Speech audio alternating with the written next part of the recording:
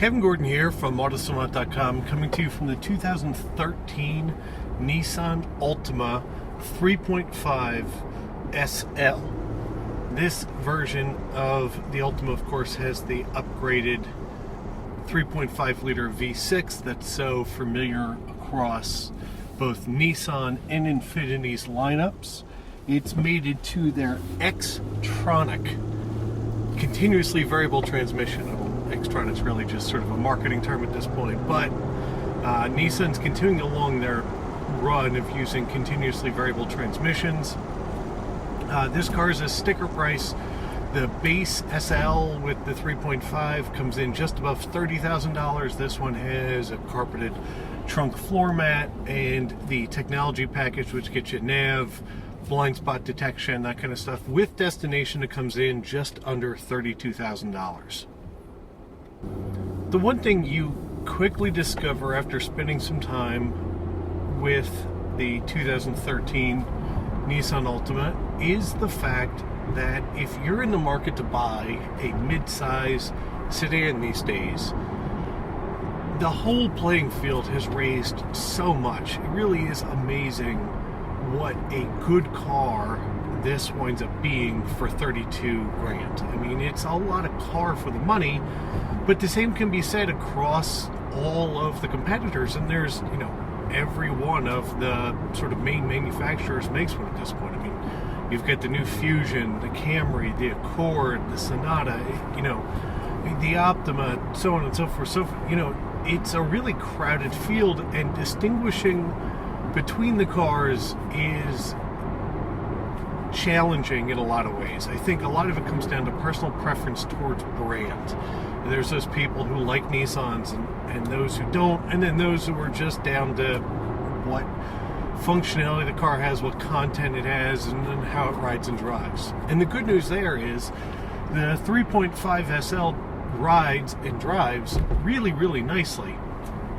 It's very, very quiet in here. You know, at highway speeds, this car will run along at super legal speeds in really very quiet manner.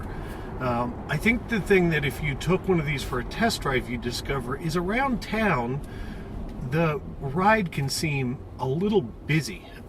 It's not that it's harsh or choppy, it's just there's more activity going on in the body than you sort of might expect. But out on the highway, it seems to really hunker down and smooth everything out and does a really nice job. You know, from a highway cruiser perspective, it really just is meant to eat up miles. Along that same vein, from a highway cruising perspective, the engine and transmission combo that's in this car, while, you know, may have initially been disconcerting to performance enthusiasts, I'm happy to report is fast. I mean, there's just sort of no other way to describe it for what this thing is. From 40 to lose your license instantaneously territory, this thing pulls really, really hard, and it's because of that continuously variable transmission. You know, in normal drive mode, it gets to about a little over 6,000 RPM and just sits there, and it gives you that impression sort of what you must expect the aero feels like in a compound bow. You know, there's just sort of a push initially that's firm, and it just stays there and grows as speed grows. You know, it's very, very linear and noticeable, but smooth at the same time. This car also has a sport mode built into the transmission and has big steering wheel mounted paddle shifters. I'm a pretty big user of paddle shifters, and I can honestly say that they're almost unnecessary in the Altima. The transmission's pretty bright. It does a good job of reacting quickly because there's no shifting. There's no real lag in delay of power delivery when it's, when it's called for. You know, the paddles will allow you to hold sort of a ratio, and when you put it in sport, it does seem to sort of create artificial ratios to run through as it runs through a 0 to 60 run. But drive is fully capable of moving you along, and really it's one of those cars I just have found myself leaving and drive. The one thing I have found myself doing is turning off the traction control button whenever I care about being able to get anywhere in a hurry, and that's because of the fact that the engine makes so much torque, and the CVT can put it in a place to deliver so much power so quickly that it will very easily spin the front wheels. Again, here the car deserves to be commended. Torque steer happens, but it's nowhere near as noticeable as you might find in some of the other cars in its class. It's really well controlled, and the only issue you wind up having, if you want to just spin the tires whenever you want to, is the traction control system jumps in and really can make it so that if you're pulling it in traffic, you have a bit of a clinch as you wait for the engine and transmission and traction system to sort things out. Steering feel is fine, nothing really super special about what's going on with the front wheels, but doesn't do anything harsh or wrong. It's really pretty middle of the field, I think, from that perspective.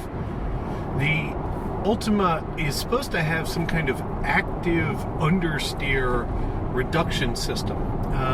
And to be honest, I haven't gotten the car in any situations where it would need to actively cancel understeer, so it's something I haven't experienced. But I have to believe they're doing something with the ABS system to brake, inside rear wheels to get the car to rotate a little bit more if it senses it is just plowing along and pushing the front tires. Before the Altima was delivered to me, the one thing I was most interested in experiencing, believe it or not, were the seats. So Nissan's made a pretty big deal about the zero gravity seats that are in the Altima. They're supposedly developed based on NASA data in accordance with the ways that astronauts' spines naturally sit when they're in zero gravity situations. And here's my take. When you initially get into the seat, you think this is a big, cushiony, sort of soft thing that's going to have a butt cheek numb in no time at all. But as it turns out, they're actually really, really good. Long trips, which I've taken a couple of in the Altima, really there's no fatigue. They're comfortable. They're not super supportive from a sporty perspective, but they're better than, I think, what you'd find in, say, for example, a Camry these days from a sporty bolstering perspective. And it's sort of because you sink into them, but at the same point, they don't seem to pinch or push on any pressure points and wind up being uncomfortable. So, I have to give them a thumbs up on their sort of bragging of their seat technology, as it seems like it works.